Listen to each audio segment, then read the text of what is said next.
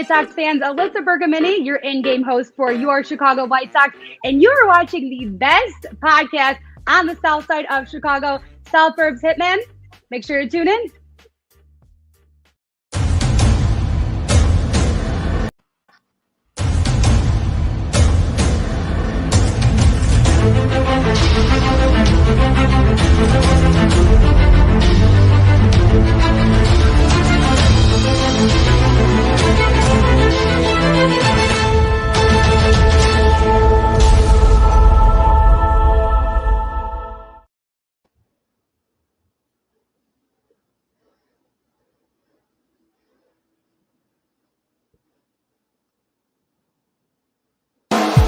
You're listening to the Ballroom Network. The following program is intended for all audiences.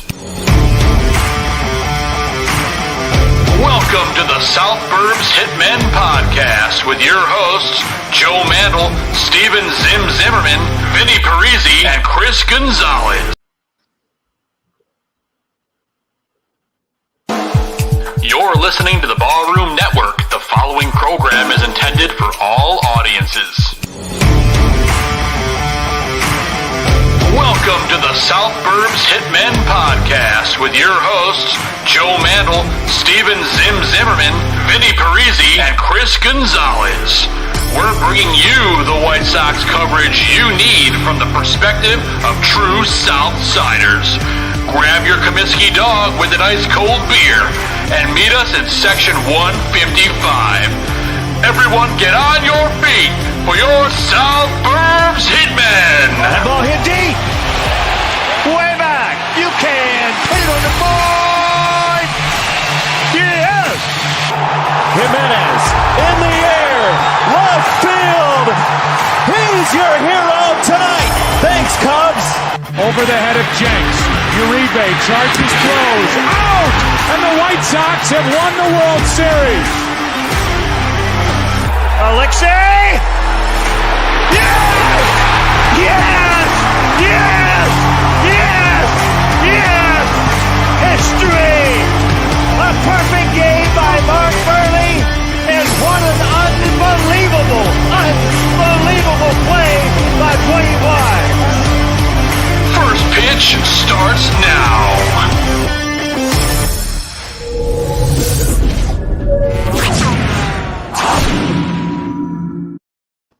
What is going on, everyone, and welcome to South Burbs Hitmen. I'm one of your hosts, Joe Mandel. I'm joined by all of my White Sox brothers in arms. I'm talking Vinnie Parise, Chris Gonzalez, Zimmerman. Gentlemen, happy Monday. We're back at it. Not the greatest day for the White Sox, but we have some fun stuff to talk about as opposed to the baseball, but we will still talk about the baseball. Vinnie Parise, what have you heard about Michael Kopech, if anything? Knee soreness. We saw him deal with that earlier in the season, and he didn't miss a start. He had some stuff cleaned out, a little procedure back when that happened. What was it, like a month and a half, 2 months ago? It was pretty midsummer when it happened, and he didn't miss a start. Obviously, the start got pushed back a little bit. He didn't play in that game, and then the same thing kind of happened today, except they, for whatever reason, allowed him to go out there and make 19 pitches to start the game. It was just a strange scene at, Kansas City today, but all we're hoping for in the end is that Michael Kopech is okay, because he's been one of the best arms in the rotation this season for the White Sox. If you take out his 3 or 4 worst starts of the season, he's amongst the best pitchers in baseball, really. I mean, he's got a low ERA if you take out a couple of his worst starts, and there are a lot of pitchers who you could say that for, like that's just the sign of a young pitcher, but hopefully he gets back healthy sooner rather than later. Yeah, I think we all feel the same about that. Michael Kopech's a big piece of this puzzle, and hopefully he's okay. The boys still managed to almost come back. Elvis Andrus with a huge day. That's about it offensively, but Elvis was in the building. Big signing since last time we had a show. Definitely helps fill this Tim Anderson gap right now. I mean, hey, something's got to give. But we have to beat teams in our division. We have to beat teams that are not as good as us. And Vinny, we get the way better than expected Baltimore Orioles coming up.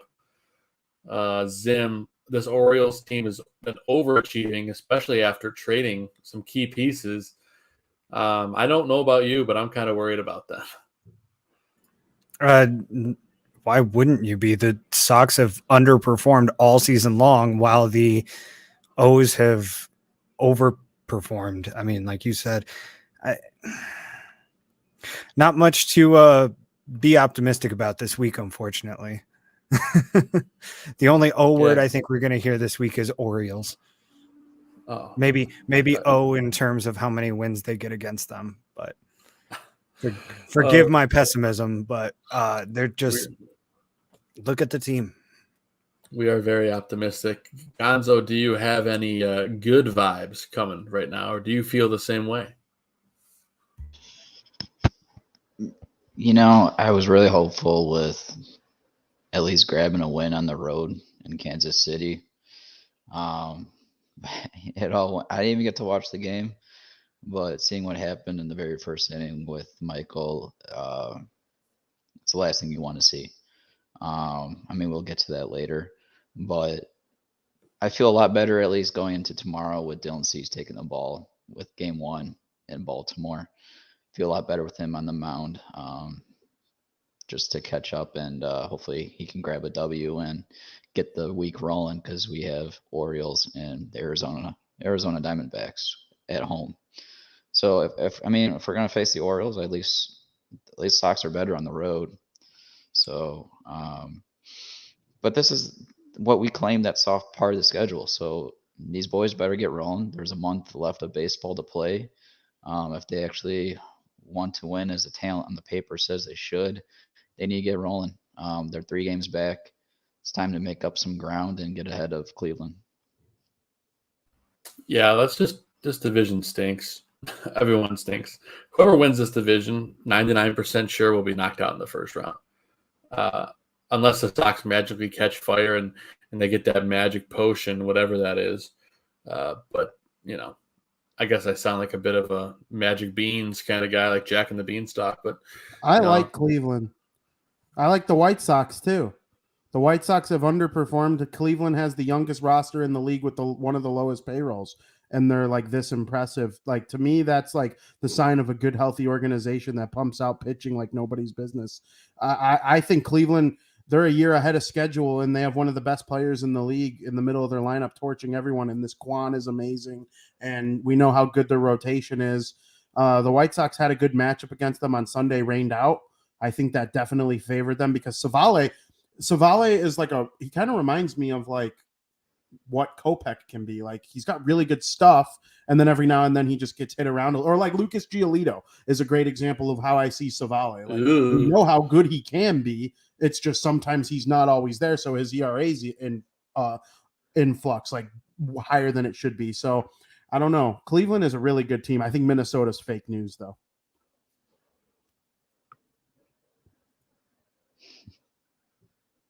Got a great comment from Justin, of course. Rosario's underrated. AF. Well, there's a lot of players that are underrated. What does AF mean? As heck. I'm totally joking. I know what it means.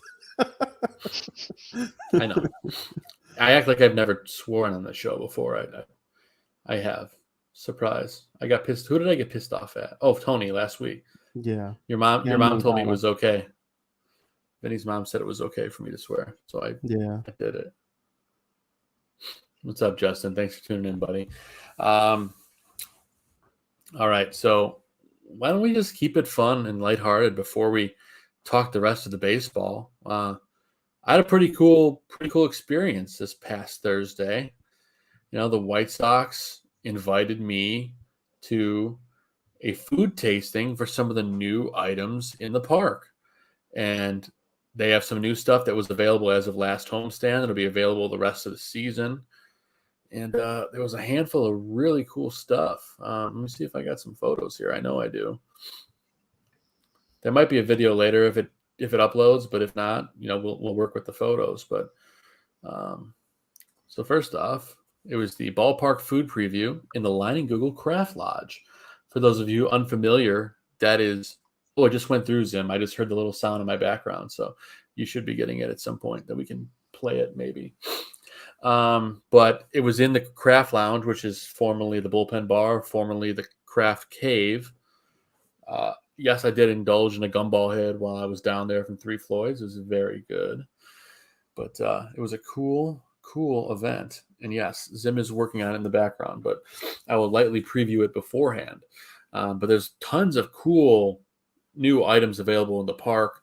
Some of the highlights. Well, first off, they had a beautiful spread. Let me pull up a photo before I play the video. Let's see here. Check this out. I mean, you got it all in the line in Google in the background. That's the chicken and waffle fries. And this was a little thing that I realized during the event is that it's chicken and waffle fries, not chicken and waffles fries, but they're waffle fries with chicken on top. You know what I mean? Like a waffle fry in the restaurant. Yeah, I know. I was a little confused, but it was good. It looks awesome. That would have confused me too, to be honest with you. Yeah, it took a minute for me, and I realized I'm like, okay, this is more my speed than actual chicken and waffles, so it was good. Then we got the little barbecue parfait, which Vinny, I can tell right away you would go nuts for this. It's pulled pork with mashed potatoes in between. It's just delicious. Yeah, I really like about it later. I really like mashed potatoes, and I really like pork as a meat, so definitely calling my name for sure. Yes, and then as Vinny previewed last week to me, these Buona beef bites were outstanding. This, Vinny, was, as you said, an arancini rice ball filled with Italian beef, giardiniera, and then you had some red sauce to dip it in. And cheese, right? There's definitely some cheese in there of some sort. There's definitely some cheese of some sort in there. Yeah, they're very, very good. I believe there are select locations of Buona beef where you can go get them at the restaurant. So they're definitely tasty for sure. Yeah, those were the things, like from all the stuff that you showed us, those were the things that I was most excited to like get my hands on next time I'm in town. So here's a look on the inside. Yeah, there's definitely cheese in there. So you got the rice ball, little Italian beef, giardiniera, delicious. All highly, highly, highly recommended. And then the one that I was really looking forward to, the Euro nachos. Man, that was dynamite. And Vinny, one thing too, most of these items will be available in the Vizzy View Bar. Not all of them, but most of them. Like the Euro nachos and the pork chop sandwich, if I could find it. The Euro nachos are available in the Vizzy View Bar? Let me go back and confirm. Yes, that is correct. That's really good to know. I will be at the game on Saturday against the Arizona Diamondbacks, and I fully intend on indulging in some Euro nachos. There you go, buddy. I'm trying to find the pork chop sandwich, but I don't know if I uploaded that photo or not. Well, it's okay. Zim, is that video ready by chance? I'm working on it. It should be ready fine. soon, but that's fine. I'll let you keep working on it in the background. But it was really awesome to be able to be invited to a cool event like this. There's a lot of other influencers there, taking photos and eating all the delicious food. I tell you what, though, my two favorite items, shocker to everyone in the world, is the Euro nachos. Vinny, as expected, they slapped really hard. Those pita chips, you got a little bit of a Greek, they called it a Greek pico on it with cucumbers and feta and tzatziki and you name it. Really good stuff. And those rice balls, those the Buona beef bites were excellent. Those will be in section 162. And let me see if it says what else. I lied. They're going to be on the 300 level in the club. So sorry, everyone, if I just totally ruined your day, but they are excellent. And I'm trying to remember what all the sections are here. There you go. So the parfait you can get in the smokehouse in section 101. They do have a little paletas cart, like a little Mexican ice cream truck cart. Very cool. And highly recommend the ice cream from there. And yeah, another couple minutes or so, we'll be able to play that video for you. But guys, any questions that you have about this? Because it was a kind of really cool event that I thought there was going to be like 20, 30 people, or at least 40, 50 people. There was maybe like 15 people there. So I kind of felt super exclusive. Yeah, I noticed there were some notable people there. I have to ask, that was the game where the White Sox got shellacked 21-5. Did you stay? No. I did not. I don't usually leave games early, but I was also moving. I had to go pick up a trailer, so it kind of helped that they were getting smoked. If I'm being completely honest, Vinny, I left in the bottom of the second.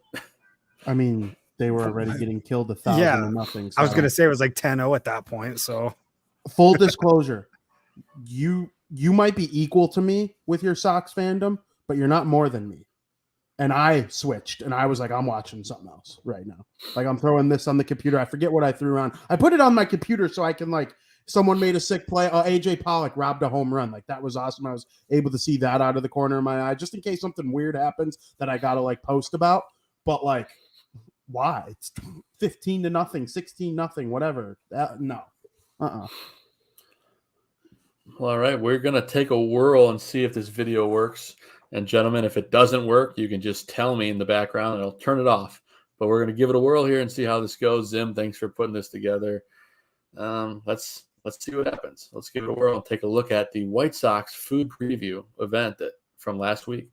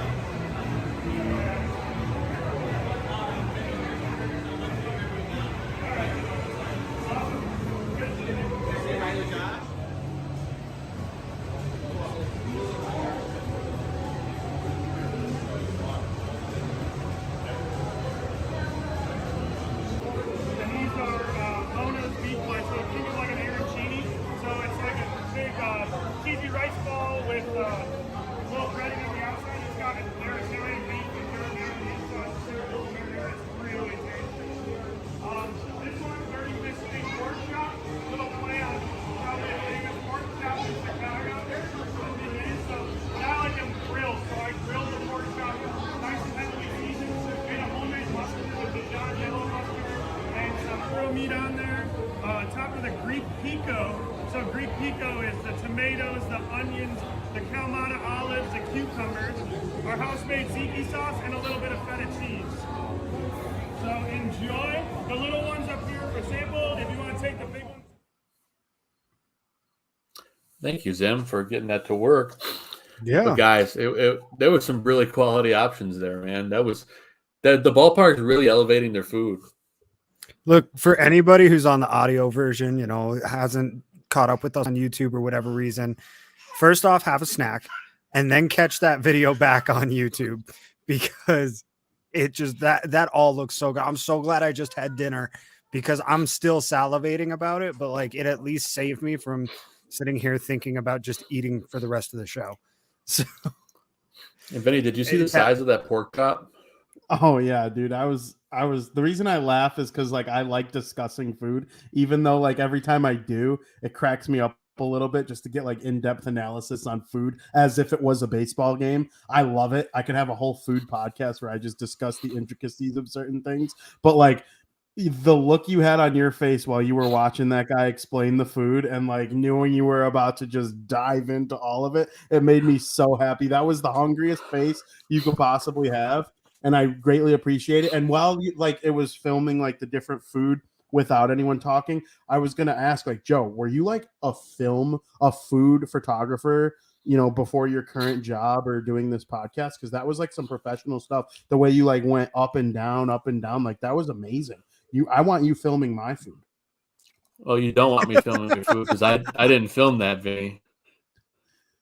Oh, okay. That's all my wife, baby. Okay, well, shout out to her food filming abilities. Yeah, I started doing it, and she kind of looked at me. She's like, "I got this." Okay, well, I understand why. I don't mean to be stereotypical, but like Joe, you get it. We start doing something, and your wife, your girlfriend, whoever, I got it. Well, you were probably doing. Listen, if that's the final, She did a great she job. was right. You must have been doing a bad job. So she was like, you know what? I'm going to do it now. She's just really good at that stuff. I mean, my stuff, it would have been average, but she A+. At any rate, all that food looked wonderful. Those Euro bites in the video look so much better than the picture you took for whatever reason. Like the nachos. Yeah. With the way he described that Greek pico too, like that sounds really interesting. I'm not a huge olive fan, but I would be willing to try that. Making it wasn't over. Go ahead. I was gonna say it wasn't overly like hit you over the top of the head with olives. It was just enough. So I really enjoyed it. They were sitting out for a while. No, go ahead, Vinny. I was just gonna say the idea of making pico out of like ingredients that aren't atypical pico ingredients and calling it the nationality of whatever it makes the most sense with. I love that. Like, when are we let's make some Italian pico. Where's the Mexican pico? I guess is the OG pico. Like, where's the French pico? Like, I'm trying to have pico of all different kinds of food. Let's go Greek pico. I'm so in. That is 100% the food I'm getting on Saturday. There is no doubt in my brain. Yeah, go in the Vizzy View bar. You can get that. And they also have that big giant pork sandwich. That's also in the Vizzy View bar. And I tell you what, they had the miniature version of it, the sample. That pork sandwich was awesome. And of course, they're trying to make a riff on the Maxwell Street pork chop sandwich. And, they did a pretty damn good job. The sandwich is like the size of my face. So I'm pretty sure it's probably like a $30 sandwich, but it'll probably be really good. I know it will be. But there's the chicken and waffle fries were also good. That was a little bit more basic, but I think everyone going to the game, like if you really want fries and you want like chicken tenders that are, well, I don't think a tender is probably a stretch. It's more like a nugget, Think of it as like McDonald's nuggets on top of really good waffle fries with the drizzle of like, I don't know. It's almost like a sweet and sour / barbecue drizzled over the top. It was solid. It was very solid. I should probably pick up post photos of the things as I talk about them. I was wondering what that sauce was. So, okay. It looked like, and it sounds like it's just real similar to your, the original flavor open pit. It's a little sweeter than that. It was almost like a sweet and sour meets the barbecue, Interesting. Do you get like an Asian vibe from it, like an Asian zing? Yeah, a little bit. Yeah, that was good. Here's the pork chop sandwich, by the way, Vinny. No, that looks terrible. Definitely not my kind of sandwich. Yes, head to the Vizzy View bar. I wanted to eat that whole thing. And obviously the little barbecue parfait, that was a solid option too, by the way.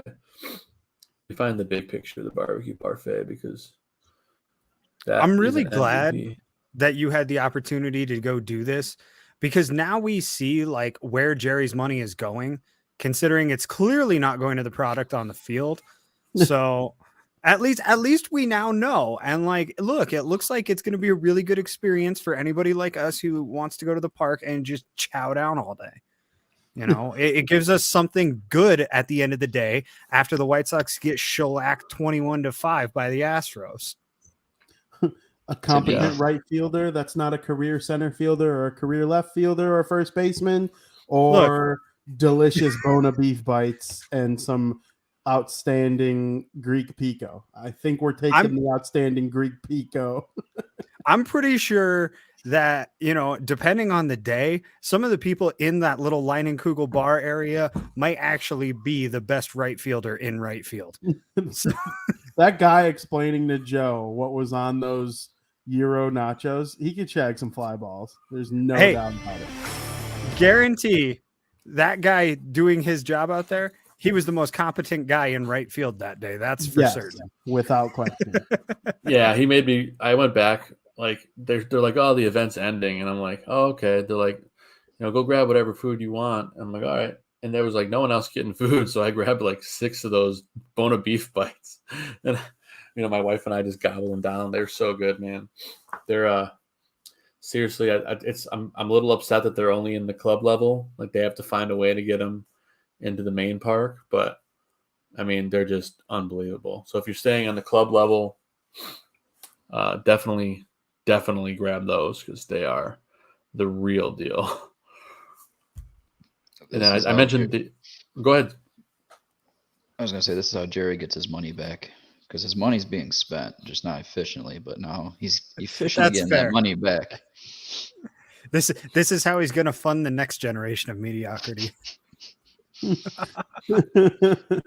And as I mentioned, there was also a Paletas cart, which will be apparently it's multiple points of the year kind of rolling through the outfield, and you can stop and get a little. I got a strawberry ice cream bar, very good, very refreshing. They had a couple different flavors. It wasn't really pretty to take a picture of, so I didn't take a picture of it. But the cart looks cool. Very, very cool event. And who turns down free food? Absolutely no one, PZ. I certainly did not. That's a good point. I bet you're, when nobody else is taking the food, you kind of got to let your shame fly out the window and just take it. And like, I don't know about you. I'd have been kicking myself if I hadn't worn cargo shorts, carry a little extra out the door on my way. Yeah, that's not suspicious at all. Walking out of the former bullpen bar with pockets full of, greasy Buona beef bites just dripping out of your pockets. The trick is you got to line your pockets with wax paper before you go, right? It's a trick I learned. I don't remember what TV show it was. Some TV show I watched when I was younger. Where would I put my pocket dog? Or maybe it was Brooklyn Nine-Nine, I want to say. I don't know. Line the inside of your coat pocket with tinfoil and wax paper so you can hold an extra sandwich in there. I know Rafi on the league also put a hot dog in his pocket all the time. Yeah. That's where I got that. You got to keep it there. And Justin is hungry after the segment. I am also very hungry now because of this. So it was really cool. Major thanks to the White Sox, Sheena Quinn and Colin, the folks in White Sox PR, for giving us the invites. They said that they really appreciated us having White Sox PR on a year and a half ago last season, and we're going to hopefully get something together again with them again. But they put on a heck of an event. It was an honor to be invited to represent the South Burbs Hitmen. I wore my hat, as you guys saw, and I believe Beef Loaf was there, but by the time I turned around, he was gone from the 108. So. Dang. I didn't even get to say hi to him because he was there with his kids, and I didn't recognize anybody else. But when you bring up Beef Loaf, it makes me think of that complete moron, My Sock Summer, for writing a blog, a hit piece on me for calling me basic, thinking the White Sox need to hit more home runs. What's going on, My Sock Summer? You still don't think the White Sox need to hit more home runs? Yeah, until he writes an apology anti-hit piece, the White Sox are going to continue to suck at hitting home runs. Yeah. Hey, White Sox currently on streak to have their lowest home run total season since 1990. How's that? There you go. They're decent in runs scored and batting average. 24th in home runs. Like it's one of the terrible. Weirdest seasons in the history of any major league team. I mean, they are in danger of finishing the season without a single player hitting 20 home runs. I mean, they don't even have anybody close right now, do they? I think the closest is like Abreu with 16 or something like that. Yeah, literally. I know who's not going to watch Elvis Andrus lead the team in home runs now the rest of the year. Now that would be the ultimate stat. And by the way, it is Jose Abreu with 14, not 16. Excuse me. Don't want to give too much credit here. I do have to highlight a great comment from Joe in the chat, and this is not me, by the way. This is another Joe saying, "Put Ziploc bags in your pockets, man." Yeah, I didn't think of that. I should have. I really should have. Then I could bring some soup too. I could drink soup out of a bag. I should have just put some of that red sauce in a Ziploc bag, Vinny. That red sauce was so good with those Buona beef bites. Oh, I'm sure. Like, I don't know what's in it, but the sauce itself was dynamite. Everything was. Now I'm so hungry now. Why did we do this? Great idea, Sim. Great idea. Now I'm starving. Hey, I ate dinner before the show. I can't help it. So did I. So did I. Well, you should have had a bigger dinner. I might nibble on something after the show ends, but no, it was a lot of fun. Hopefully next time they do it, we can get a group of us to go. It just worked out perfectly on a day that I had to go pick up. Well, by the way, everyone knows I'm moving. I had to go pick up a moving trailer, and they called me the morning of the day that we're going to the game, and they're like, "Hey, the one that you had is gone, but you got to go to this location in Chicago," and it's like 2 minutes from the park. So I went to the game and picked up my trailer and moseyed on home and did a whole lot of moving this weekend. So it's a full circle. At least I had a full belly. But yeah, it was a lot of fun. That's all that you should need to take away out of that. Like, you had a full belly, you ate delicious food, you had a good time, and we never need to talk about the actual game that was played on the field that day ever again. Yeah. Aside from the fact that, I think we all are very underwhelmed with Lucas Giolito. I don't think there's much more we have to say besides that. It's very frustrating. I know I'm not Zim. I know Vinny, you're a big Giolito fan, and we know what he can do. But man, is it frustrating to see him pitch right now. I mean, you can be a big Lucas Giolito fan for what he's done. Like, for some reason, sure, people have turned on him in ways that they don't necessarily turn on other pitchers. Like, I wrote that tweet from Southside Showdown listing the probables for the week, and one of the comments was, "Well, I know we're getting shelled on Wednesday." Well, how come we didn't say that about Lynn when he was struggling, or like when Cease was struggling early in his career? Nobody assumed they were going to get killed in Cease starts. It must be like Giolito's face or something. Like, people they have a issue with him for whatever reason. The man was elite until this year. He was the ace of the staff until this year. That, like, just look at the numbers. And last year he had a rough beginning patch to the season, but from May to, I would say, September, he was outstanding. And then he had the bad playoff start, of course, but everyone had a bad playoff start. Well, yeah, he finished top 10 in Cy Young voting again for the second or third straight year. It was the third year in a row. I think he finished 11th, but same exact thing. He earned the opening day start for this club again for the third straight year. It is what it is. You want to poke holes through some of the things. We can be as negative as we want about whatever we want, but at the end of the day, we need to keep in mind the reasoning behind it all. And I know I get just as caught up in it as anybody. I'll be the first one to admit it. But we often forget, we are putting these guys, or we hold these guys to a high standard because they've shown us that they can do it. We wouldn't hold them to this high standard if we didn't believe in them at some point. And that's what makes it frustrating when, as Chicago sports fans in general, not even just as White Sox fans, but as Chicago sports fans in general, it gets really frustrating when we have these guys who do really well and then they suddenly fall off a cliff. And sometimes they return to form and sometimes they don't. But Jay Cutler got killed as a quarterback for this team for throwing too many interceptions, when realistically he had a couple seasons where he threw a lot of interceptions, but generally speaking, he was around league average. Right. But because we Chicago sports fans expect so much from our team, from our athletes, that's what we want to see at the end of the day. We think that the Bulls are a crap team right now. A lot of us casuals, I'll say, a lot of the diehards think that they're true competitors right now. But the reason we think that they're not that great of a team, that they're more pretender than contender, is because of the Derrick Rose years. It's because of the Michael Jordan era, We expect greatness, and we're seeing the same thing out of the Sox right now. They let us down after the last 2 years, and we want to see them return to form, and it's frustrating right now, so we're going to take out that frustration on them. Whether it's fair or not, we're going to do it.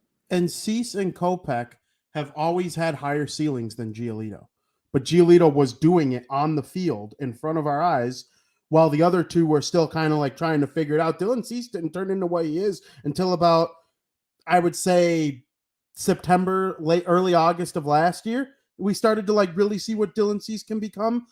Giolito, he's having a bad year, But even in the best years for all three of them, I think he's the lowest of the three. He's the number 3 going forward. Like, because Kopech and Cease have such a higher ceiling. PZ thinks that he's tipping his pitches. See, to me, Giolito's the least likely pitcher on the White Sox staff to tip his pitches because he kind of holds the ball. This is like a little pool ball that I like squeeze while I'm doing the show. I'm a weirdo. He like holds it behind his head and like he kind of grips it almost like a shot put when he's throwing it until he releases it. To me, that's Giolito. He's not really the most likely to tip his pitches. For me, the biggest issue with Giolito so far this season has been velocity. His fastball is down like 3 or 4 ticks, and it is so hard to work your changeup off of your fastball when they're that close in velocity. His changeup is fine, but it's not effective because his fastball is not going 97 miles an hour or faster.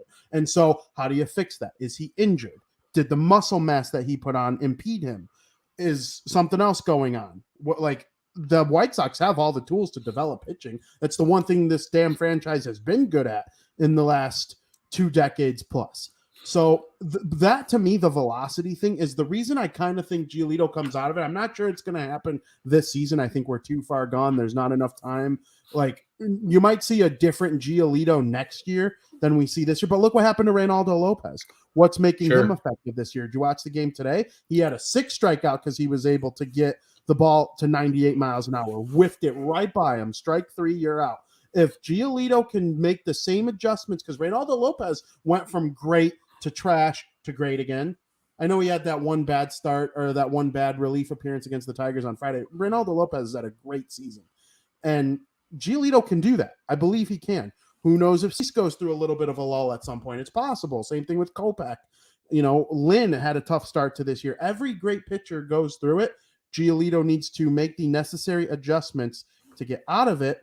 And I think Giolito's timing is very bad because of the whole thing with his contract that went on at the beginning of the season with arbitration and this and that. And that's always going to make people, this is the guy that wants $200 million. He ain't going to get anything. Trade him right now. That's always going to leave a sour taste in people's mouth. But when if Giolito gets back to being a pretty dang good number 3, where he'd be a number 2 on most teams, I do think that's possible. I'm not saying it's a guarantee, but it's possible. Sure. Well, Gonzo, let me ask you this, since, is the sticky stuff anything to do with this? And I know everyone here feels a little differently about it. Does it affect it to you at all, Gonzo? Because we all know Josh Donaldson chirped about that, and we chirped about a lot of stuff. But Gonzo, where do you fall on the sticky stuff? Well, Giolito relied heavily on his changeup. Could the sticky stuff have made that much of an impact to make that single pitch as tremendous as it was? Possibly. It's also comfort for Giolito on how he was used to gripping that changeup if he relied on that substance. If you look at his advanced metrics with his 4 pitches this season, they're all average, and the changeup's actually less than average. So yeah, Giolito's going to have to figure it out. You saw what Cease did. Cease made what was a good slider beyond great. It's the best pitch in baseball, according to the metrics. It's I just had it in front of me that Eric posted some great pitching metrics of the pitches with Gio and Cease past couple of days. But that's what Giolito's going to have to do. He's going to have to figure out how he can get, because right now baseball's figured it out. They're just laying off of that changeup and going after his fastball because everything's average right now. And he's going to have to figure out what he can possibly do to get ahead of the hitters right now. Me personally, depends on what pitching options are out there this offseason. We're about to find that out. I would go elsewhere. I'd let Giolito go or trade. Honestly, I would want to trade him, get some value for him. I feel like you can get better value.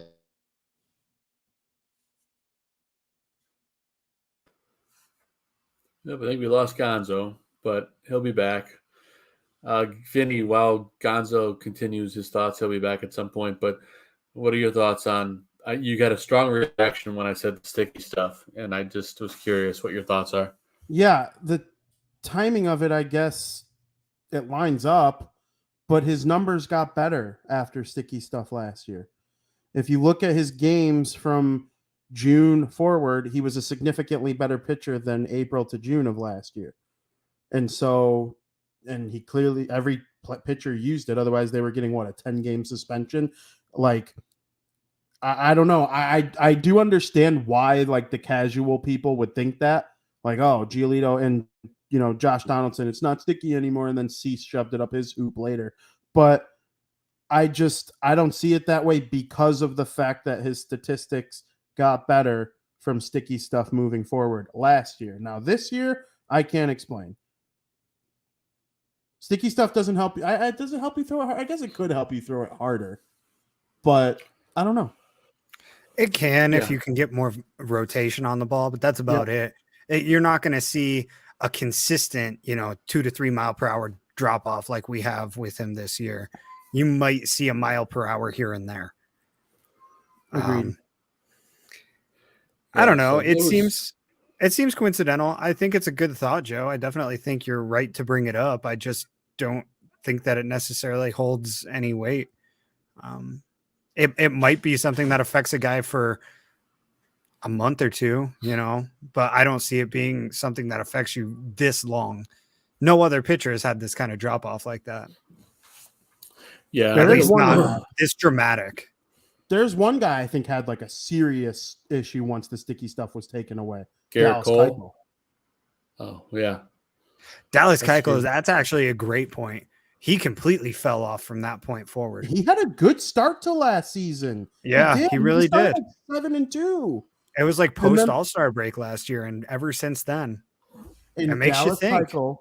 Dallas Keuchel, more than any pitcher in the White Sox rotation in the last 5 to 10 years, relied on movement and pinpoint location more than power. The White Sox love power pitchers. Rodon can throw 100. Giolito can throw 100. Kopech can throw 100. Cease can throw 100. Quintana was on that same level with Keuchel. I guess it's him and Keuchel. I forgot about Quintana. But, the proof is right there for Keuchel. Giolito, there's an argument to be made either way. Yep, and Gonzo, we lost you before, but if you want to finish your thought. Yeah, with the metrics on Giolito, the best run value is currently his fastball at -7, slider -1, curveball -3, and changeup is flat out 0 right now. So his changeup is still his best pitch. It's not saying no.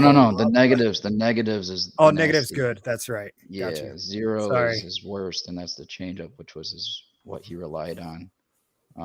So if his fastball is his best pitch, it's just that much. You shouldn't be in the big leagues if you can't hit a fastball.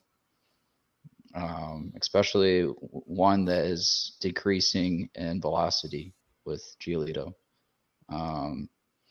He's got to figure out what he can. If his changeup is his worst pitch, but that's what he relied on. And at the moment, the curveball is his best secondary pitch. So does he go more with the curveball? Only if he's comfortable with getting that, borderline to a strike. But with that much movement in the big leagues, it's not something you want to play with because you don't want to, hang your curveballs either. So, yeah, and your slider is -1's not great either. He's in a tough position. He needs to mess with the grips, get a grip that he's comfortable with. But to do that in a single season, that's why I don't feel like it's going to be there. Again, he's in a tough situation, especially during a contract year. I'm sure a lot of this is mental too, or at least for him trying to get an extension. Yeah, feel for the guy, but that's how it is. It's business, and it's his job to figure it out. Yeah, hopefully he figures it out sooner than later, gets us at least to the playoffs. But, I know we'll see what happens there. Everyone kind of hard on Gio. As Vinny said, it feels like they're extra critical this year, but hopefully he can bounce back. For some reason, I'm being blamed for this. I don't know exactly what I did, but it's probably because I've had a terrible streak of all my games I go to, they lose. I am like 0-3 this year, so I guess I should just not go to any more games. It's been a rough couple of years for you, man. I had a losing record last year, and they won 93 games, and I have a winning record this year, and they'll be lucky to hit 85. Baseball. Yep. So it's weird. So what Vinny's saying is it's not my fault. And they have a bad home record this year too. And I haven't been to a road White Sox game this year. So you never there know. you go. Vinny just needs to go to every game now. That's all.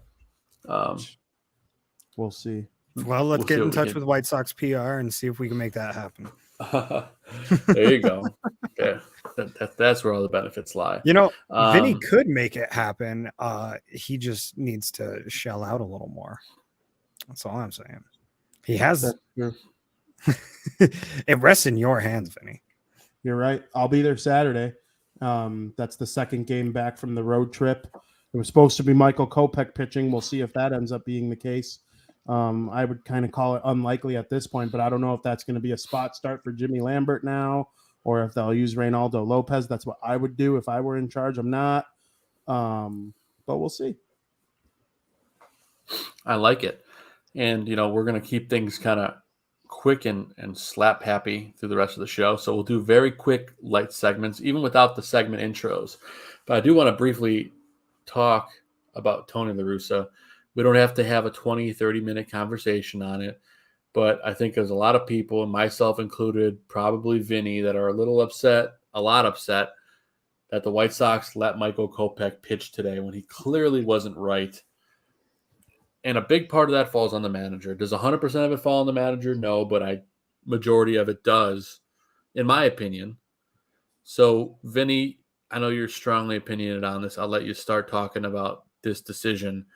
How can an organization let a guy take the mound when his warm-up pitches, he was grimacing, he was just all over the place?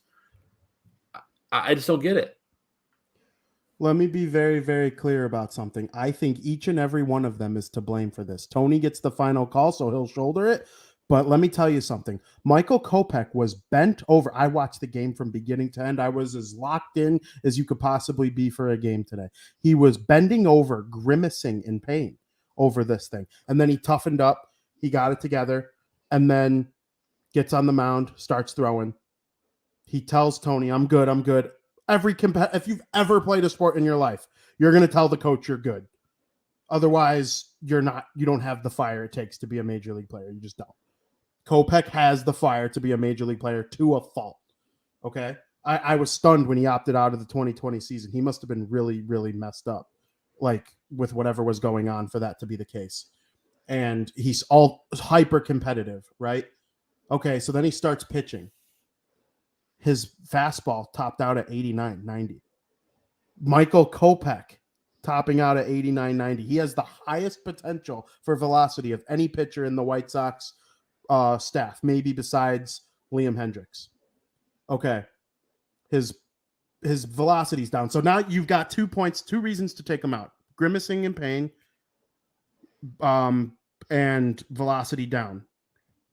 Okay, well now the command is off. He walked to the final batter he faced, walked on 4 straight pitches.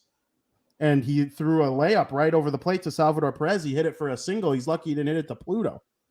And Bobby Witt Jr., when that guy gets on base, he's stealing at least one. I mean, that is a weapon in Kansas City's lineup, but that's just a little side conversation. It was a crazy decision for me to see the manager and everyone. Ethan Katz, where are you? You know these pitchers just as good as Tony, if not better. Rick Hahn, if I was Rick Hahn, I would have went down there and said, hey, Tony, hey, Ethan, get him out of there. Are you blind? What are you doing? He's so hurt. If your knee is hurt, Steve Stone was talking about it on the broadcast. If your knee is messed up, your landing knee, you can hurt your arm because you're trying to put extra into it to get the velocity back. That's a good way to blow out your arm. They're lucky that if Michael Kopech pitches again this season, they're lucky that he didn't hurt himself further because of this. And not only did you endanger your second most important starter going forward, you endangered the baseball game when you're trailing a team that's not freaking playing today. Okay? You're down 4-0 early. All of those runs were charged to Michael Kopech. All 4 of them to start off 4-0. Jimmy Lambert came in cold. You get unlimited warm-up pitches. You know that that's different than being a starting pitcher or even a relief pitcher going in cold. And he locked it in after that and did fine the rest of the inning. Got the luckiest double play I've ever seen the White Sox turn to get out of the inning, only down 4. And the White Sox offense actually showed some life today, of course, leaving runners in scoring position and whatnot. I think just the way today was handled was a disaster. I would give 60% of the blame to Tony La Russa, and I would give 40% of the blame to Ethan Katz, the front office, anybody who can make a decision and get in Tony's ear and said, hey, Tony, you blind? What's going on over here? Why is he still in? Why are you even thinking about letting him pitch? When I saw him heaved over in pain, I was like, please take him out. I don't care. It's a bullpen day. Take him out now. And like earlier in the week, intentionally walked another guy with 2 strikes. Okay. Lots of people come to that decision. Like it's not, I'm sure he talked about it. McEwing sending Grandal and he ended up getting hurt. Grandal's slower than all 4 of us. I believe each and every one of us on this panel can beat Grandal in a race. And they send him from second with 0 outs. And that's not Tony's problem, but it's a coaching problem. And the coaches are all under him. This is a poorly managed and coached team. Ethan Katz, I like Ethan Katz. Today, I think he messed up big time. But for the most part, I've liked what Ethan Katz has done. Every pitcher has moved forward except for Giolito, who is the one he's supposed to be closest to anyway. So I don't know. I hate what's going on with this whole thing. But then again, they're still in it. They're still in the race. They're 3 games out, and they're playing the Baltimore Orioles, who I think they should be able to beat. We'll see if they do. I don't know. I want to believe in it, and I want to see it. He finally, today, I'll give him props for this, seemed pissed off after a game.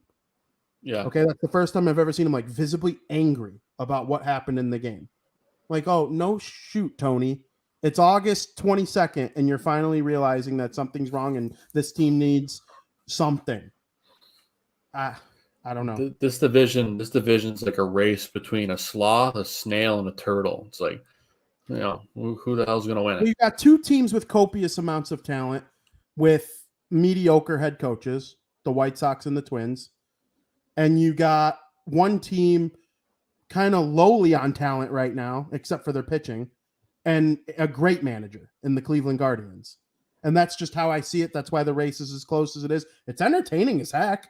I mean, there's no doubt that this team, even the White Sox, if you love them, you're probably more annoyed than entertained. But if you think about it critically, they are an entertaining baseball team. The storylines, there has been nothing short of storylines all season long. Tony is a polarizing figure inside their dugout, and I'm sure that's like good for them. People are always talking about the White Sox on Twitter.com and stuff like that. But I don't know. I just hope Michael Kopech is okay. La Russa can manage for the next 10 years if Michael Kopech is okay. I'm being dead serious. I think he's that important. I just hope Michael Kopech is okay. Yeah, I agree. And our resident Tony defenders, Gonzo, I'll give you a minute here, Gonzo. But I don't know. I think you might be with us on this one. What do you think? I think when Vinnie began saying it's everybody's fault, that's where I stand in it. I just feel Tony's in a lose-lose situation ultimately. I mean, first off, if you have any doubt with Michael, there's a reason why you would bring Martin up and pitch him today. Because you're already giving Kopech an innings limit down the stretch here. So skip Michael in a rotation if you have to, if you have any doubt in him. Because he's already shown it this year. He's already had a procedure done on his knee. I don't know what happened in Texas 2 starts ago. And he only got through 6 when he was throwing a no-hitter. And you don't want to push him any further. So that was an organization move. It's just, that's frustrating. And then you for Tony, you're building trust with your pitchers, your starting pitchers, especially down the stretch. And that trust goes both ways. He's relying on the ultimate competitor and Kopech to know his body to the point where he can honestly tell him, no, for the better of the team, take me out of this. Or he's going to say, hey, coach, I'm feeling good enough to get through here. to get some outs for our team in the battle here. Because ultimately, you don't want to go to the bullpen game that early on, and you don't want to put your team in a losing situation either.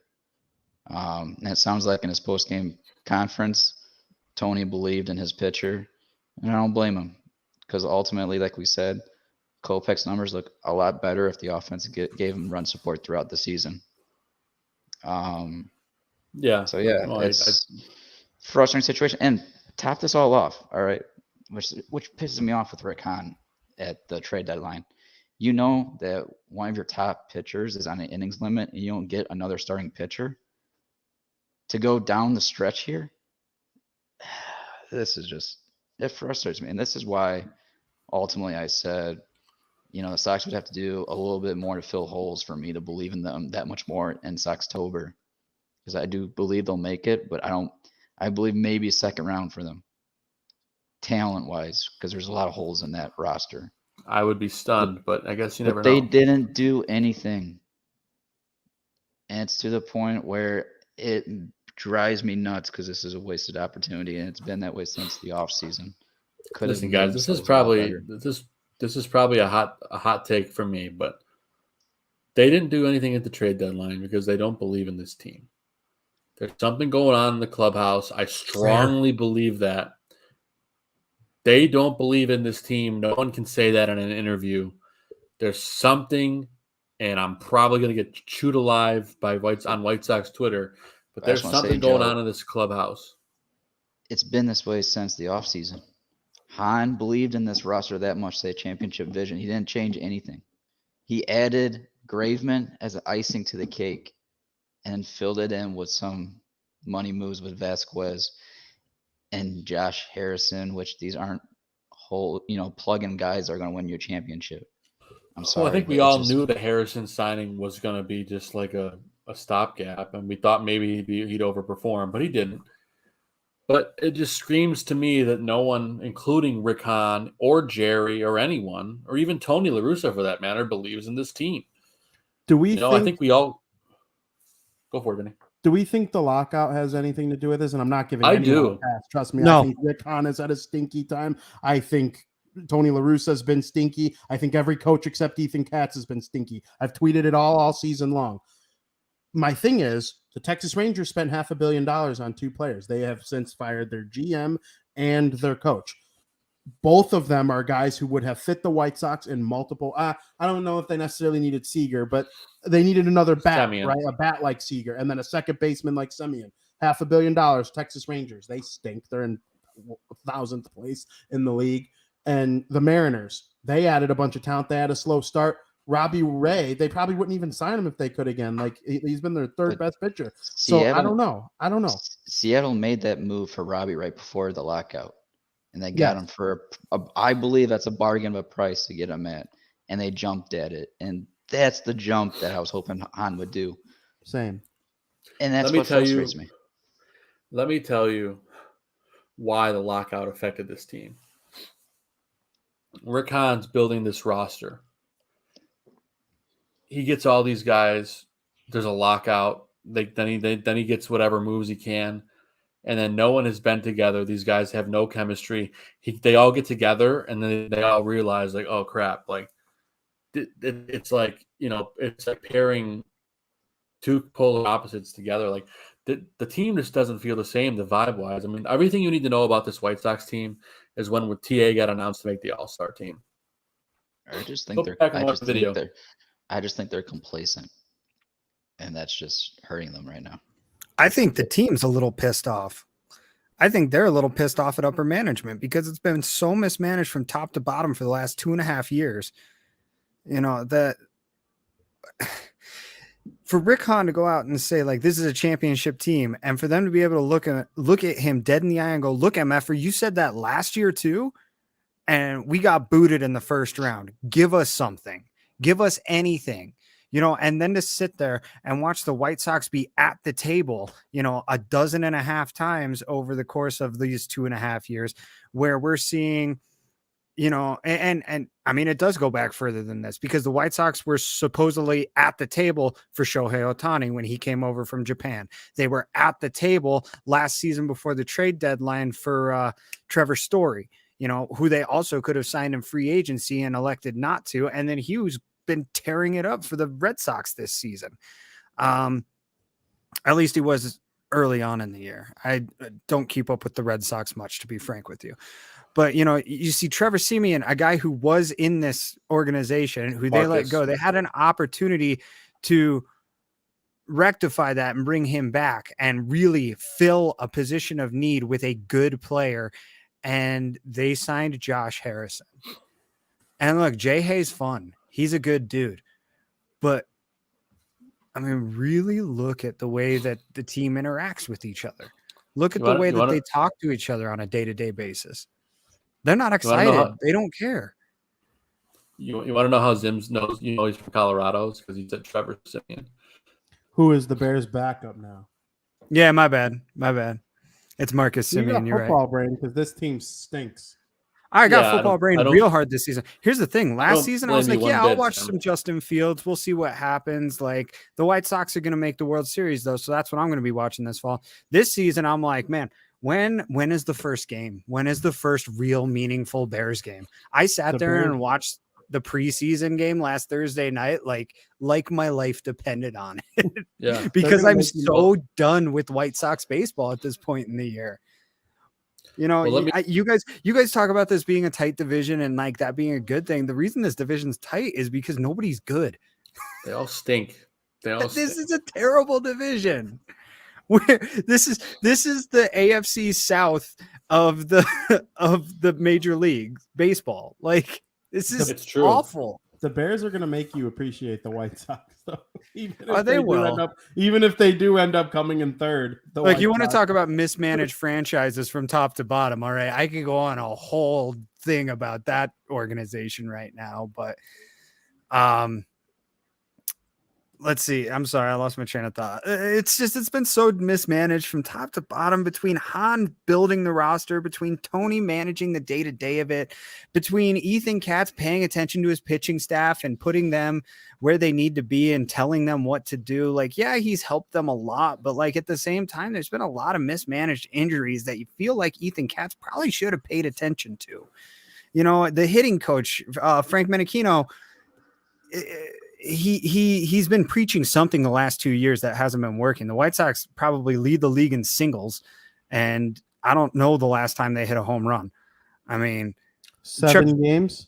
Chuck Garfien had a great tweet today. The White Sox should hold a promotional singles night. They're so good at it. So it's just, and it goes further. I mean, our third base coach, McEwing.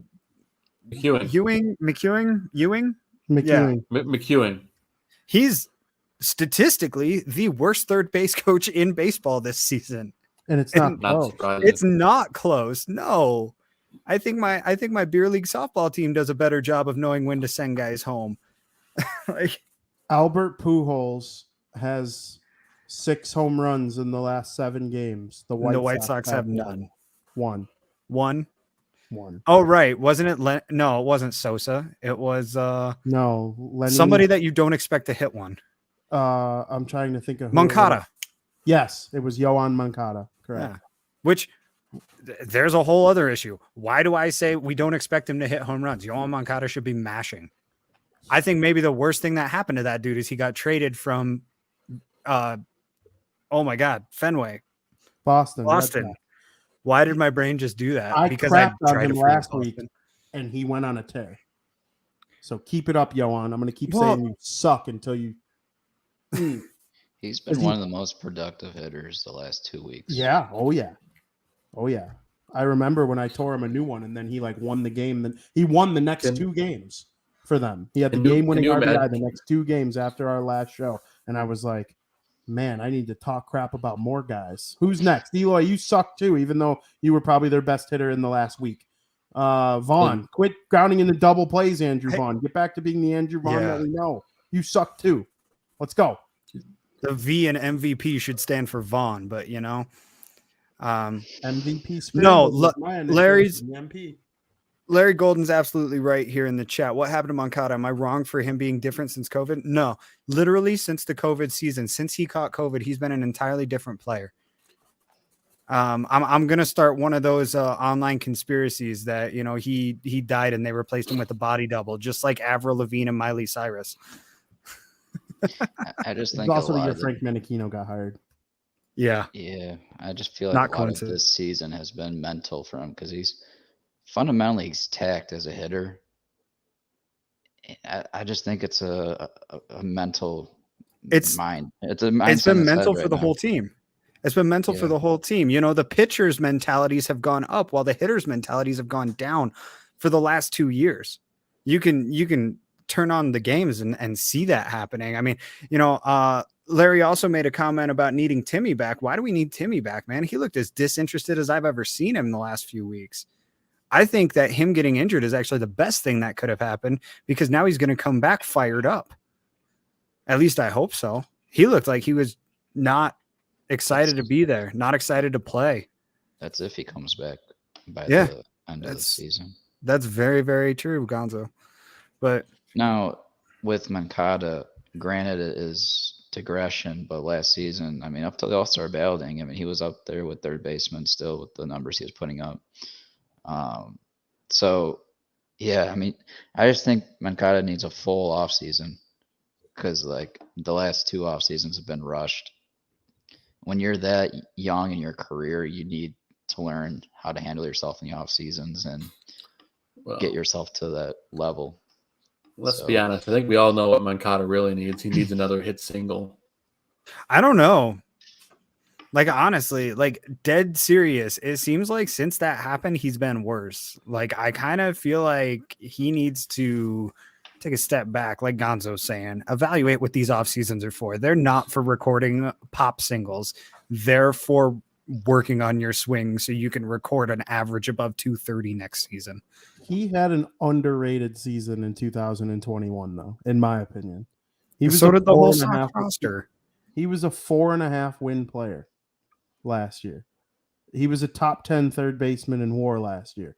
And because he wasn't top 3, people crapped on him because he was the number 1 prospect in all of baseball and traded for Chris Sale, and he's supposed to be the best player on the team, but really he's like the 5th best player on the team or the 6th best player on the team. And then this year he started hurt. They haven't. I agree with you guys. He needs to be better.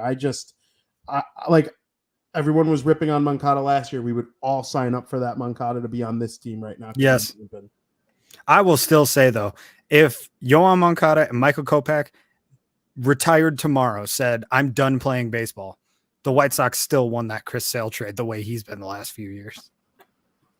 Yeah. I don't know. I think Boston won it because they got a World Series. Yeah, he had a win and a save in the World Series too. That's great. I think that team them. was so good that a lot of other pitchers could have done that. Do you remember who he struck out to win the World Series? It's poetry. It's poetry. Mark Wahlberg. No, I don't remember that World Series at all. It was so forgettable. It wasn't Bellinger, was it? No, he struck out Manny Machado, who then went into free agency and tickled the White Sox, where. Until he, didn't sign with them. Again, another situation of the Sox being at the table. Ooh, good job, Han. Yeah. Hey, I will give them that. They offered him $300 million. Hey, they offered him good money. They signed his brother-in-law. Like, they did everything they could have. Yeah. If he was on this team, though, I think he would be someone's pick to click regularly, don't you think? I do. And what a great segue, Vinny. Man, I like it. Let's get to the pick to click because we're not going to do White Sox Weekly. We're on jet speed for this show today because, yeah, I know I'm sniffling. Sorry, whoever's making fun of me. No, I'm sniffling because I was hoping for White Sox Weekly. All right, go ahead. You could. Who are we playing this week? You could tell me in 2 minutes or less. All right, we're playing the Baltimore. We had 1 game with KC today, 3 games versus Baltimore at Baltimore, and 3 games in Chicago versus Arizona. Want me to do pitching matchups too? If you could get it in a minute and 45 seconds, yeah. All right, that's tough, but all right. Cease and Voth tomorrow for game 1. Game 2, Giolito Watkins. Game 3 is going to be Lynn and Lyles. Saturday's a toss-up. I'm going to go Friday is going to be Cueto and Henry. It's going to be Saturday Bumgardner versus probably Martin, if I had to guess. And then I believe Cease is going to go at it versus Kelly on Sunday. There you go. How did I do? Oh, dude, that's pretty good. Look, you did it in 30 seconds. Congratulations. Awesome. And I'm by no means I'm just having fun with it. You did the whole thing in like a minute, man. That's crazy. You think Kopech will be back for that start, Gonzo? At this point, just skip him in the rotation, let him recover, come back strong. Because I think next week is more important. I haven't looked at the opponents next week, but I want him healthy and back, without any soreness. I wouldn't risk it with how important he would be down the stretch. I am in full agreement with you. And you also happen to win another pick to click because you had our buddy Dylan Cease, who had a very nice week. He continues to just. I'm going to add, we have the Twins next weekend, so I want Michael healthy for that at least. So skip him, please, against Arizona. I don't care him going up against Bumgarner, just have him healthy. For the Arizona game, they should just run a promotion where they pick a random fan out of the stands and let them start the game because, they got just as good of a chance at winning. Although, so Gonzo won this week. Before we get to our picks, I do have to point out that this Friday is arguably the greatest promotional night in the history of sports, especially on the south side of Chicago. If you don't know what I'm talking about, you're crazy because let's see, did it actually show up on the screen or not? Oh my God. Elvis did they night. sign Elvis Andrews just for Elvis night? Do you know when his birthday is? Is it also Elvis's birthday? No. His birthday is Friday. Elvis night at Guaranteed. Wait, are you serious? I swear to God. Oh my God. Elvis Andrus's birthday is Friday, and Elvis night at Guaranteed Rate Field has been planned long before Elvis Andrus was even in consideration to be caught by the A's, let alone signed by the White Sox. It was meant to be. That's crazy. It was meant to be. And it's the greatest. How be romantic about baseball, guys. I swear he better play the entire game in giant rhinestone sunglasses. I'm thinking. It's the best. It's the best promo night ever. If you're going to the game, send pictures.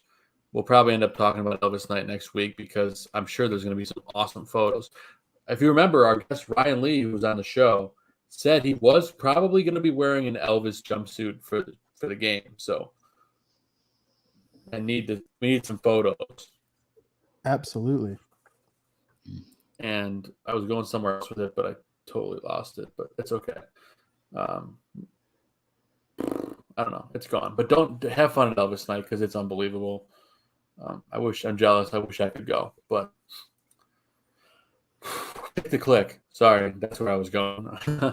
So Gonzo's far and above in the lead. So we'll let you go first, sir. Who are you going with this week?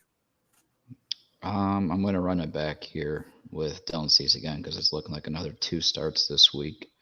Going up against Baltimore and to finish it up against Arizona, which I think that's going to be a hot matchup. Merrill Kelly, unbelievable right-hander that Arizona has. I would have loved to see him in a possible trade coming back here. Maybe this offseason, who knows? But that's going to be awesome to see Dylan get 2 starts. His ERA just went above 2.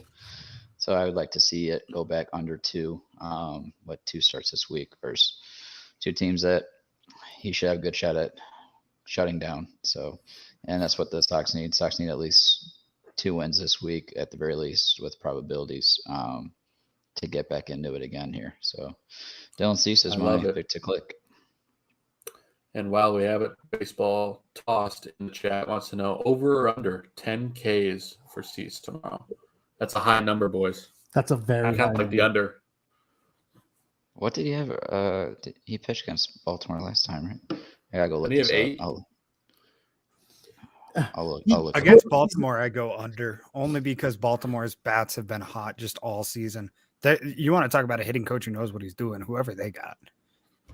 The thing is, he could throw 15, but like getting 10 is like so rare.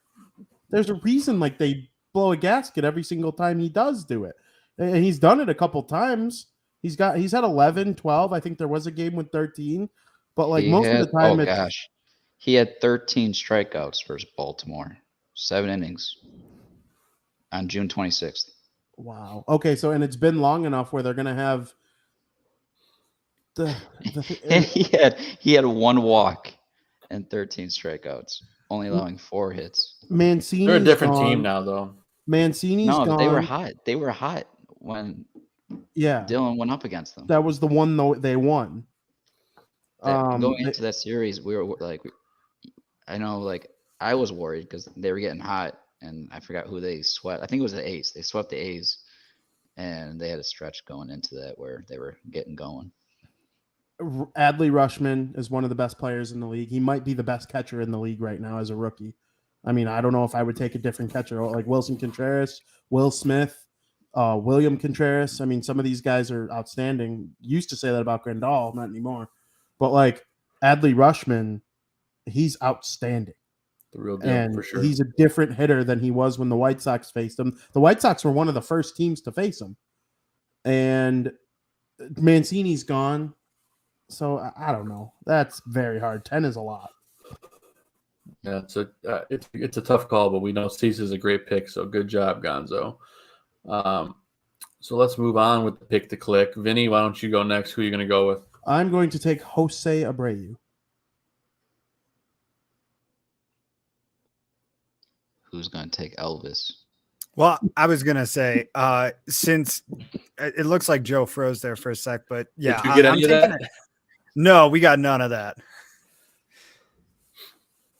I was saying, Vinny, who are you taking for your pick to click?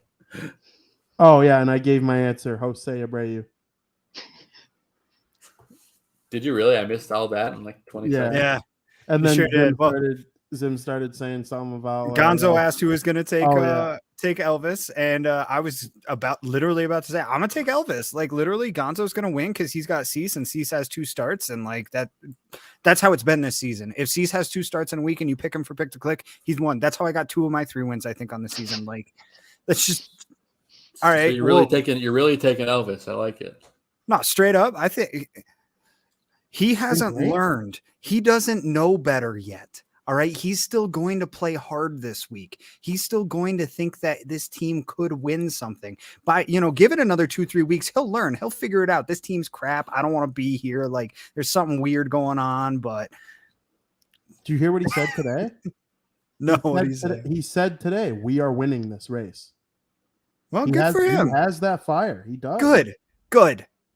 I'm happy for him. The most fire came late in the season, Cueto and Andrus. Yes. And again, I like it. In time, they will learn that this team is not on a good path or trajectory. I think Elvis had 3 ribbies to start today. He did. Yep. He did. So, he almost led the comeback today. Single-handed. 2 of the 3 were so lucky. But I mean, you put the ball in play, and lucky stuff happens. Could I answer this? Yeah. Good question. This is something that earlier I was hoping for, real but now quick, I think, for those of you listening, it's the question in the chat room is, if you were to give Dylan Cease an extension, what would you give him? And my answer for hopefully Rick Hahn is, you're gonna let arbitration hit, but you got to let Dylan prove himself for a second year at the very least, because all Rick Hahn has done is paid guys for 1 year at the extensions at least. So let Cease pay it and give him as much as he wants, because he's gonna deserve it. He's a Boris. But I can confidently say, go ahead. I do want to add, you also want to give him 1 more year, because you know that with how amazing his slider is, he's going to have to make adjustments off that slider and go with another pitch that has equivalent filthiness with the metrics. Because guys are going to be like what the Astros were doing. They were allowing Dylan to go at them with the slider, but they were relying on that fastball because they know that fastball and slider is what he's throwing, and he hasn't been throwing enough of the curveball and changeup. So Cease needs to make that adjustment if he wants to become elite and start throwing that changeup more. Because the curveball is great as it is, but you need another pitch, off-speed pitch, to really become elite. I will guarantee that if you sign him to a long-term contract, he will be terrible. But if you let him play out one more year, he will leave and be great somewhere else. It is just what happens to the White Sox, it feels like. I don't know. I really want to see them lock him down. Personally, I'd hand him a blank check and say, this is a lifetime deal, so pick your number. That's what I would do with him. But it's easy to say that, though, after this season. Him the check. Give him the check next year. Say, here's the blank check. Take it.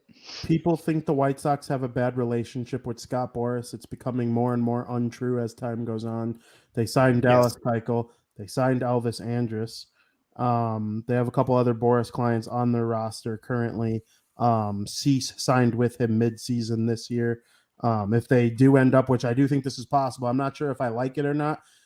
It's confirmed to me that Michael Conforto cannot play the outfield the rest of the season with whatever team he signs with. It would strictly be a designated hitter role. If he's a Boras client, if they sign with him, I'll be even more sure that they don't hate each other anymore, Boras and the White Sox. If I'm Dylan Cease, I know I'm going to get a lot of money with him as my agent in this season that I've had. So it's going to be a lucrative deal no matter who it is with. Now, to go off the numbers here to really completely answer that question, Vinny, can you look this up for me? What was Robbie Ray's agent that he had this offseason? Oh, I can absolutely. Because he got $25 million. If you saw the numbers he put up the last few seasons, if Dylan ends up getting Cy Young or in the run for Cy Young like he's at right now with Verlander, I think the value is going to be probably at least $25 million then, off of what Robbie Ray got. The question, I don't think the question is about dollars. I think it's more about length, honestly. Mm-hmm. It's going to be about whether you trust him to go another 10 years or whether you give him a shorter deal because he's a pitcher. And the crazy part about this is we weren't going to give Zach Wheeler what, the $18 million, I think it was. But Vinny could probably chime in there too, but we were at the table with him, but VC Sportsbook or VC Sports Group represents Robbie Ray. Wheeler was coming to Chicago until his wife demanded they go to the East Coast. Right. What was the money on again for? Do you remember for Robbie Ray? No. Do you remember the rumor that the Sox were at with Wheeler? Oh no, it was in a similar ballpark to Robbie Ray, though, I would imagine. Yeah. And to go off this next question of also should we let Gio walk because he's been dog recently, I feel like me and my partner to the other side of me, Jesus, I can't even point at Vinny right now. Me and him will probably go back and forth on that this offseason. I think it just ultimately depends on what pitcher value is there this offseason of guys available. But yeah, we'll answer that this offseason for sure. I agree with you. It depends if they offer him something amazing. Yes, go for it. He did not have a good year. He's trending down. If you're not going to get something of good value for him, then I say you allow him to try and fix the stuff. Let's just say this. If Clayton Kershaw is there, okay, because he's on a 1-year deal with the Dodgers and they gave him $18 million to stay last offseason. If you can get similar value for Kershaw, I would go all at it for him. Well, I like it, Gonzo. I forgot to put my pick to click in. I put it on the screen and I totally whiffed. But you guys went with all your dudes. I'm gonna go with Andrew Vaughn. I feel like I'm gonna get back on the bus and see what he does this week to bring us to the promised land. Big series coming up. So I hope whatever he does is from the DH spot and not the right field spot. That's all. I hope so. Although I would love to see Jake Burger come back. So hopefully that happens too soon. He has been raking in the minors. He's raking. Bring him up, please. Yeah. If we, I could talk about I am more excited about the farm system right now than I am about the major league team. I tweeted that they should bring up Jake Burger and people. Where is he going to play? They have first baseman playing right field and left field on a daily basis anyway. What do you care where he plays? They can't score. Put Jake Berger in right field. It can't be worse than Gavin Sheets or Andrew Vaughn. Right, put him behind the plate at this point, man. Jake Like, Berger's who probably cares? stronger than both of them. Put him Oh, at it makes me second so base. angry when people talk about Jake Berger's position. Who cares? Let him pitch. I feel the same way. This is everyone's saying baseball toss in September. Well, I wish he would be up before then, but He deserves to be He's up before asking then. about Colas. Does he get called up in September? Oh, Colas- geez, sorry. No. Colas, No. no, he's not going to be a No. 40-man guy until the offseason. He is I part of thought it- Project Birmingham right now. Yep. Developing. I thought it before today. Yeah, Today they changed my literally opinion. the White Sox have a little thing happening right now. I don't know if it's within the organization or just the fans calling it Project Birmingham, but it is a real thing that's happening where they are putting a lot of prospects up at AA right now and just letting them do their thing. And it's going to be awesome because they're going to own that league for, the rest of the year here. Their Arizona Fall League team is going to represent, I think. And next spring training is where we're going to get our first look at some of these guys. You're going to get to see Colas against Lennon Sosa, head to head. You're going to get to see Colson Montgomery and whether he's actually going to be that dude like he looks like he's going to be. And you're going to get to see, man, I can't even think of the pitchers right now, but I know they've got a handful of those guys. Vara, Yeah. Vieira. Varga, yeah. But that's how it should Vieira. be. Like, allow these guys to progress naturally in your organization. Don't rush them. Don't waste options. Yeah. Play it smart. Yep, and I believe Chris Getz did use the term Project Birmingham, and the AAA team will stay as is, and all the top prospects on high A and low A were promoted to AA, and they're all going to play for the Birmingham Barons. The reason for that is solely because of the Arizona Fall League. Players have to register X number of at-bats at AA or higher in order to qualify for that. So this is them getting these guys ready, particularly the guys that are good but won't be on the 40-man. Strictly also, so that, yeah. To go with Carlos Perez, who just came up to the Sox, I'm kind of excited to see what he can offer at the catching position. I think we're starting to see it, really Sebby start to come back to earth here. So yes, I'm excited to see what Perez has to offer. The Sox have a much better farm system than people want to give them credit for. And I think we're going to see a lot of that. If you don't actively pay attention to the minors, you won't see it until spring training next year. But come spring training next year, there's going to be a lot of young names to be excited about for sure. Perez, ultimately, I really thought, I brought up, I think our first show this season, but I really thought he was going to beat out Collins for a roster spot with how high Tony was talking about Perez in spring training. He had a very good spring training. He's definitely better than Zavala defensively. Not that that's a very high bar, but that's one of the things that I think this team misses with the loss of Reese McGuire is there's not consistency behind the plate all of a sudden again. And I do think that is affecting some of these pitchers. And, we talk about guys like Giolito and Jared Kelly's another one who's had kind of a weird season. The closer Liam Hendricks started off really slow and then picked up. But he's gotten more consistency at the end of games where, Zavala's been coming in relief a lot if he doesn't start the game. So at any rate, that's about where I am with this team right now. I'm looking forward to next season already because frankly, even if they do finish the season strong, I do not see a World Series title in Chicago this season. Well, I think it's a really nice, optimistic way to end the show talking about the minors and the farm system because everyone's real excited about those guys. And if the major league guys excite us in the meantime, that's great. But otherwise, we have a lot to look forward to. So I know for one, I'm looking forward to seeing Colas and a lot of those guys next season, at least in some capacity, whether it's in spring training or as a September call-up, whatever. But very exciting times. And a quick note on Colas, as long as you mention him specifically, people should not expect him to be a Shohei Ohtani. We've he's already not going to discussed pitch. this He's not good before. enough. We've discussed it before. I'm mentioning it again. I'm probably going to say it at every chance we get because he was advertised as one thing and he is very much something else. He is not a pitcher. He is a position player. He's got a beautiful swing, I might add. Sure Looking forward to does. seeing that in guaranteed rate field here in the not too distant future.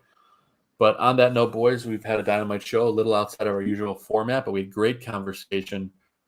We've reached the shout out portion of our show before we get out of here.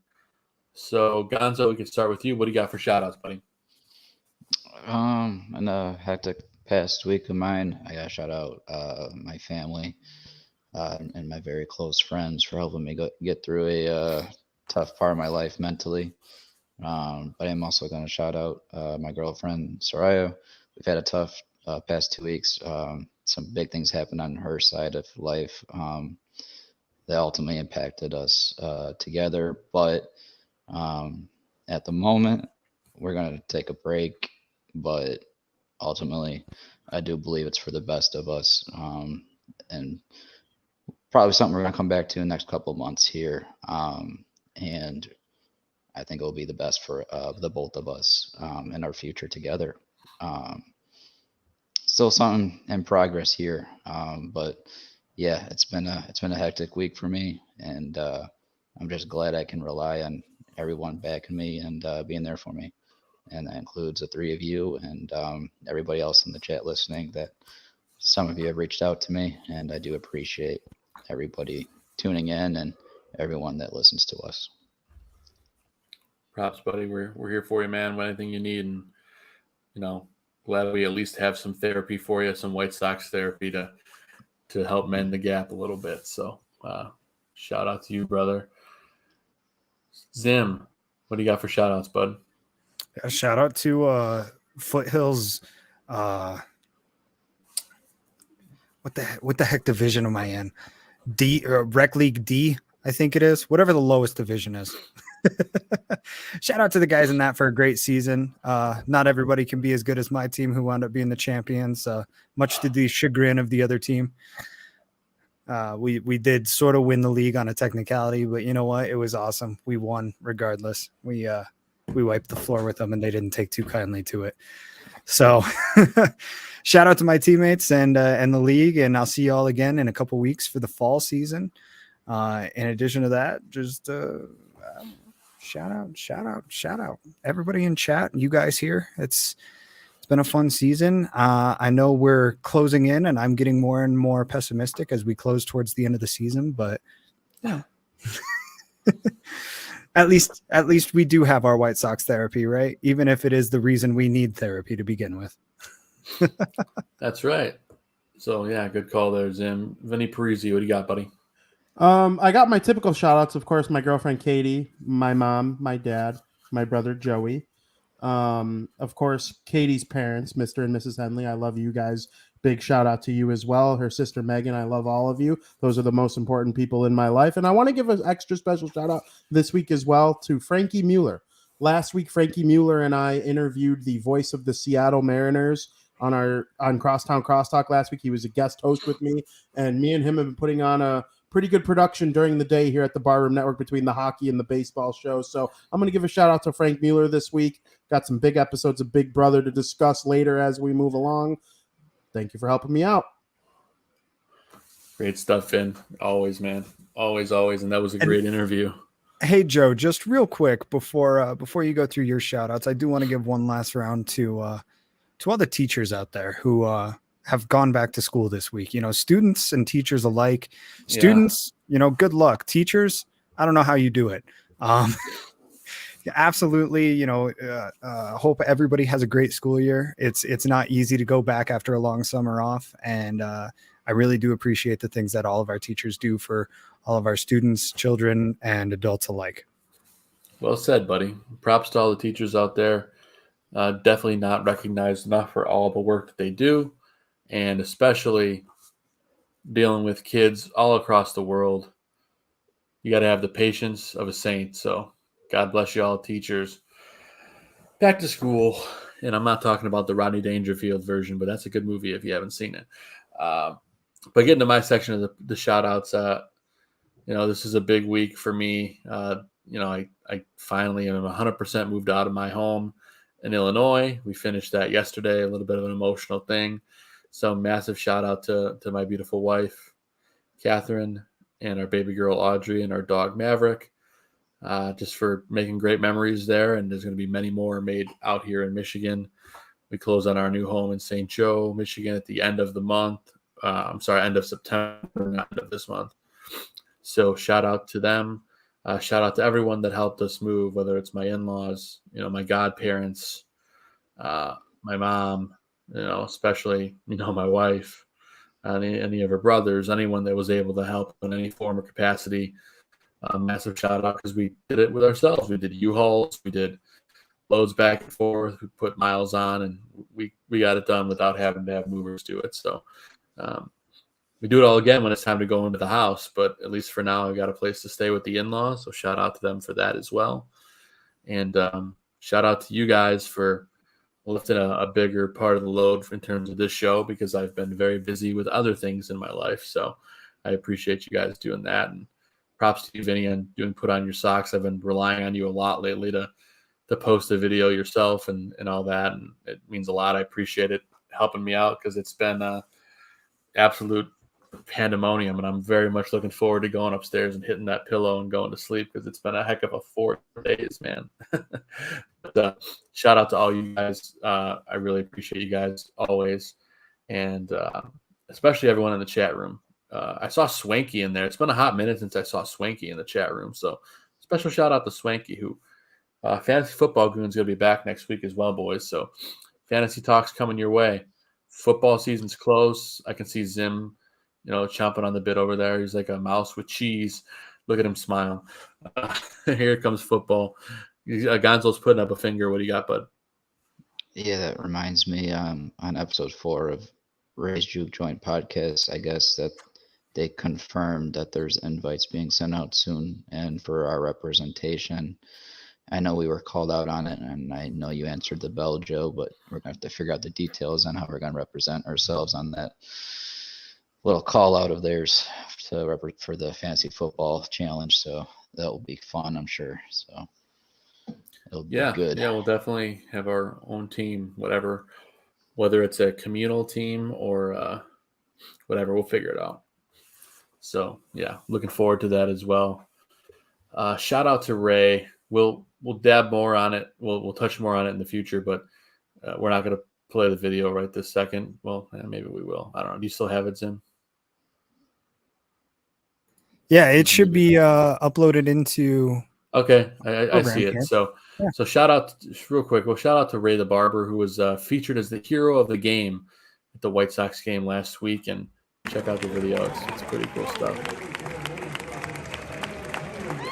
Look at that. I mean, shout out to Ray. I mean, I think the hero of the game segment's my favorite part of the game.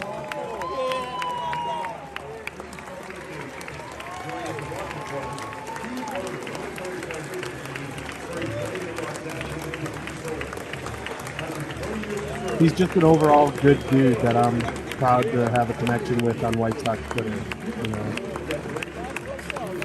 Yeah, I stand by that. So massive shout out to Ray and Ray's Juke Joint and everything going on with that space. It's totally cool, and we're looking forward to the fantasy league. And shout out to you for serving our country. I know we talked about it when you were on the show with us, but it's deserves all the respect in the world, as well as his barber skills are out of this world too. We saw that on Instagram and his teaching, and look at his beard. I mean, dude is barber TNT. It's always looking fly. So great job, Ray, and we appreciate you. Massive shout out, man. But I'd be remiss if I didn't mention that because that's just awesome. So props to you, Ray. And that's all I got, boys. It was a heck of a fun show. We kind of wung it today and just kind of spitballed. We were going to shoot for an hour. We went an hour and 40. That's kind of how things go around here. But ton of fun. Let's get some W's. Hopefully we can turn things around. For the South Burbs Hitmen, I'm Joe Mandel. The guy in the Death Star is Steven Zimmerman. Vinnie Parise is in his pinstripes tonight, and Christopher Gonzalez is in the Batcave. So we will catch you guys next week. As always, let's go White Sox. Let's win some games. And hopefully we're in better shape next week, and we're in first place in this division. Let's go White Sox.